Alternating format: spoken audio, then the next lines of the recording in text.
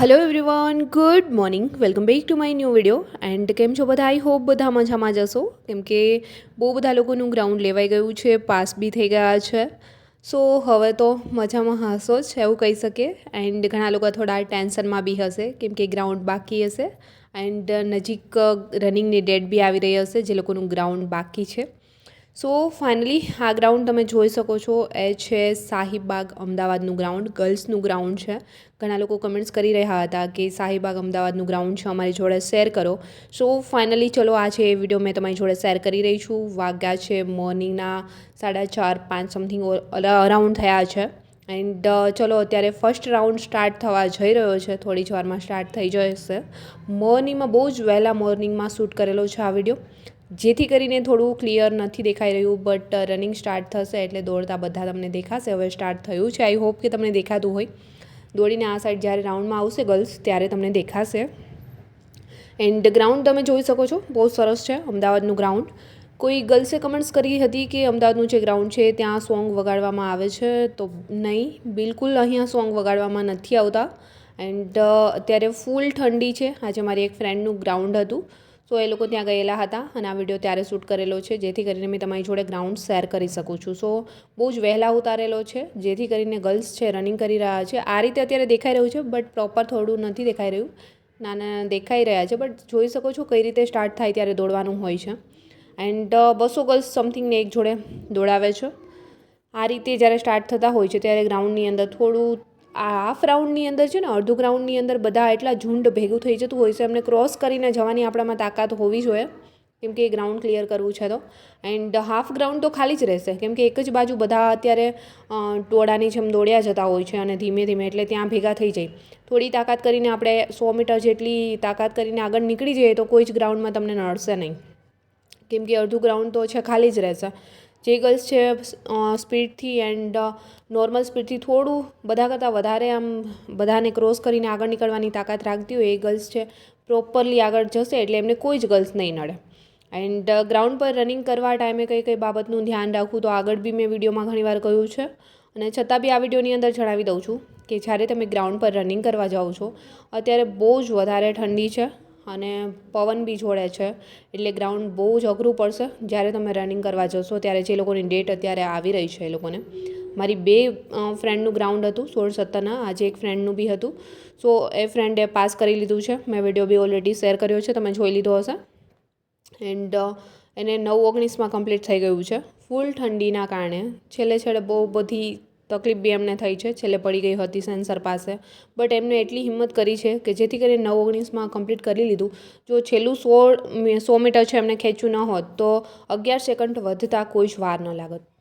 સો એટલા માટે તમે જ્યારે બી ગ્રાઉન્ડ પર જાઓ છો એને નોર્મલી દોડવાનું સ્ટાર્ટ કરો છો ને, ત્યારે તમારે કઈ રીતે સ્ટાર્ટ કરવાનું છે કે સેન્સર ક્રોસ કરો છો ત્યારે નોર્મલ એક રિધમથી સ્ટાર્ટ કરવાનું છે, અને તમે 100 મીટર જેટલા આગળ જશો એટલે ઓટોમેટિકલી તમારી જે સ્પીડ છે એ વધવા લાગી જશે. સો 400 મીટર સુધી એક રાઉન્ડ તમે લગાવો છો ત્યાં સુધી તમારે એ જ સ્પીડમાં દોડીએ જવાનું છે. સેકન્ડ રાઉન્ડ છે એ બી તમારો એ સ્પીડમાં જતો રહેશે, અને થર્ડ રાઉન્ડમાં તમે ધીમા પડી જશો. બટ કેવું છે, થર્ડ રાઉન્ડમાં ધીમા પડી ગયા કેમ કે ત્રીજા રાઉન્ડની અંદર આપણી કેપેસિટી છે રનિંગની એ થોડી બોડીની જે થોડી ઓછી થઈ જતી હોય છે, જેના લીધે રનિંગમાં ત્રીજો રાઉન્ડ આપણે ધીમા પડી જતા હોઈએ છીએ. બટ લાસ્ટ રાઉન્ડ જ્યારે બચ્યો છે ચોથો રાઉન્ડ, ત્યારે તમારે શું કરવાનું છે કે ચોથો રાઉન્ડ સ્ટાર્ટ કરો છો ત્યારે ધીમે ધીમે સ્પીડ જે ત્રીજા રાઉન્ડમાં ઘટી ગઈ છે એમને ફરી કોશિશ કરવાની છે કે ઇમ્પ્રૂવ થાય, થોડી સ્પીડ વધારવાની છે. ચોથો રાઉન્ડ સ્ટાર્ટ થાય ને ત્યાંથી જ સ્પીડ વધારવા લાગી જવાનું છે, અને ધીમે કરતાં 200 મીટર તમને લાગે કે હવે 200 મીટર બાકી રહ્યું છે ત્યારે થોડી વધારે સ્પીડ કરવાની છે, અને લાસ્ટ 100 મીટર હોય ત્યારે તો તમારી અંદર જેટલી બી તાકાત રહેલી છે એટલી તાકાતથી 100 મીટરની સ્પ્રિન્ટ ખેંચી જવાની છે.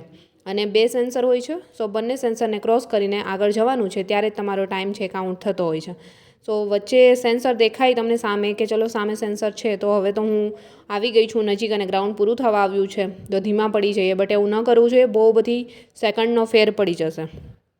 એન્ડ જ્યારે આ રનિંગ કરતા હોય ત્યારે તમારી એક માઇક્રો સેકન્ડ બી કિંમતી હોય છે. સો એટલા માટે જ્યારે સેન્સર સામે દેખાય છે ત્યારે ધીમા નથી પડવાનું, બટ સ્પીડ થોડી વધારી દેવાની છે, 100 મીટરની સ્પ્રિન્ટ ખેંચી લેવાની છે. એકવાર સેન્સર ક્રોસ કરી ગયા એટલે બધું હાથમાં આવી ગયું, સમજો કે ગ્રાઉન્ડ તમારું ક્લિયર થઈ ગયું. બટ ગ્રાઉન્ડમાં જઈને અને ઘણા ગર્લ્સ છે ચાલતા હોય છે, તો મેં એક જ કહીશ કે ગ્રાઉન્ડ પર તમે દોડવા ગયા છો તો દોડો ને શા માટે ચાલો છો? અને ધીમે તો ધીમે બટ દોડો. ચાલશો તો ગમે એટલું તમે સ્પીડમાં ચાલશો ને તો ચાલીને 9.5 મિનિટની અંદર તમારું ગ્રાઉન્ડ છે કમ્પ્લીટ નથી થવાનું. દોડવા જ ગયા છો, ભલે હિંમત એટલી હોય ન હોય, ક્યારે પ્રેક્ટિસ કરી છે નથી કરી, તો ધીમે ધીમે દોડો, પણ કમસે કમ દોડો તો ખરી. લાસ્ટમાં ખબર પડશે કે કેટલી મિનિટની અંદર તમારું ગ્રાઉન્ડ છે કમ્પ્લીટ થઈ રહ્યું છે. સો ફાઇનલી જે બી ગર્લ્સ કમેન્ટ્સ કરી રહ્યા હતા કે શાહીબાગવાળું ગ્રાઉન્ડ છે ગર્લ્સનું અમદાવાદનું, એ મારી જોડે શેર કરો. સો ફાઇનલી આજે મારી પાસે વિડીયો આવ્યો છે અને મેં તમારી જોડે શેર કરી રહી છું. વહેલી સવારનો વિડીયો શૂટ કરેલો છે 4:30-5ની વચ્ચે, એટલા માટે પ્રોપર દેખાઈ નથી રહ્યું, બટ ખ્યાલ તો આવે છે કે આમાં બહુ બધા ગર્લ્સ દોડી રહ્યા છે, કેટલી સ્પીડથી દોડી રહ્યા છે નોર્મલી. અને અત્યારે જે ગર્લ્સ પાસ થઈ રહ્યા છે 200માંથી 140 સમથિંગ, સેકન્ડ રાઉન્ડમાં કંઈક 200માંથી 80 સમથિંગ, આજે બી એટલા જ થયા છે 200માંથી 80 સમથિંગ.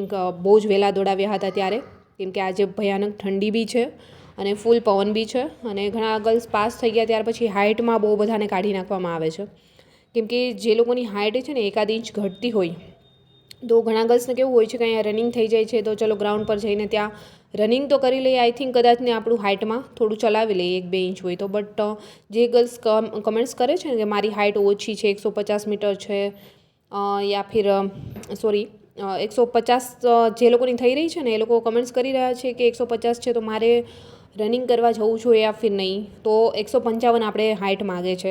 જે લોકોને 154 થાય છે ને એ લોકોને બી નથી ચલાવી લેતા, 1 સેન્ટીમીટર માટે પણ નથી જવા દેતા. તો જે લોકોને 150 થાય છે એમને ગ્રાઉન્ડ પર ન જાવ તો વધારે સારું, કેમ કે તમે રનિંગ કરી ગયા પછી જો તમને હાઇટમાં કાઢશે ને તો એમનું દુઃખ બહુ વધારે રહી જશે. સો પહેલાંથી જ સ્વીકારવાનું રહ્યું કે મારી હાઇટ નથી થતી, તો આ ભરતી માટે, મતલબ આ જોબ માટે, આ પોલીસ વર્દી માટે હું બની જ નથી કે બન્યો જ નથી, કેમ કે હાઇટ વગર તો નકામું જ છે આ ભરતીમાં. હાઇટ છે એ બહુ ઇમ્પોર્ટન્ટ છે. અને 1 સેન્ટીમીટર બી નથી ચલાવી લેતા. મારી ફ્રેન્ડે ગ્રાઉન્ડ પાસ કરી લીધું છે, બટ એમને હાઇટમાં કાઢી નાખી છે. 154 હાઇટ છે 1 જ સેન્ટીમીટર માટેથી. તો આવું બની શકે છે. એમનું ગ્રાઉન્ડ તો ક્લિયર થઈ ગયું, બટ હાઇટમાં નીકાળી દીધી છે. જે ઘણા લોકો ગર્લ્સ છે કમેન્ટ્સ કરી રહ્યા હતા, તમારી ફ્રેન્ડ ઉષાનું ગ્રાઉન્ડ ક્યારે છે, મેં એમની જ વાત કરી રહી છું.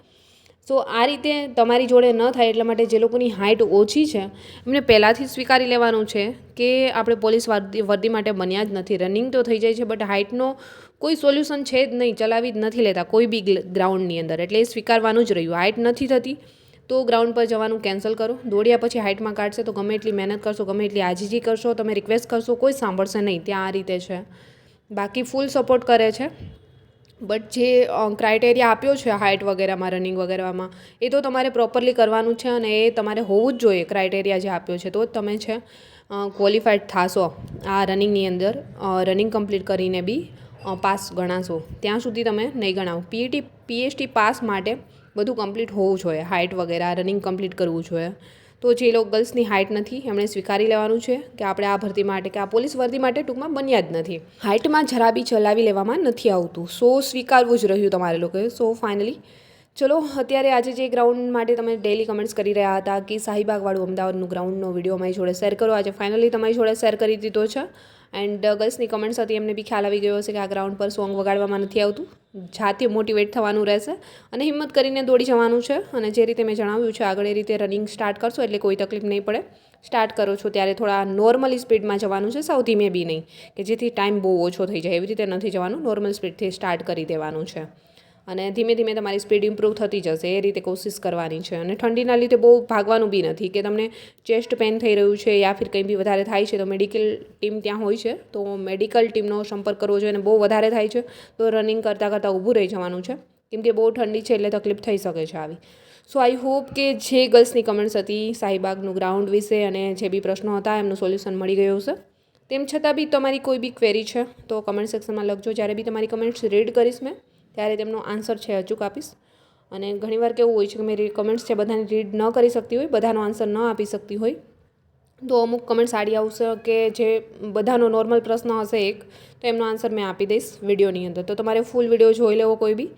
સો ચલો આજે આ ગ્રાઉન્ડ વિશે માહિતી જે જોઈતી હતી એ તમને મળી ગઈ હશે. એન્ડ આઈ હોપ કે આજનો વિડીયો બી તમને પસંદ આવ્યો હશે. પસંદ આવ્યો છે તો વિડીયોને લાઇક, કમેન્ટ, શેર, સબસ્ક્રાઈબ જરૂર કરજો. જલ્દી મળીશું મારા એક ન્યૂ વિડીયો સાથે. ત્યાં સુધી બધાને બાય એન્ડ ટેક કેર.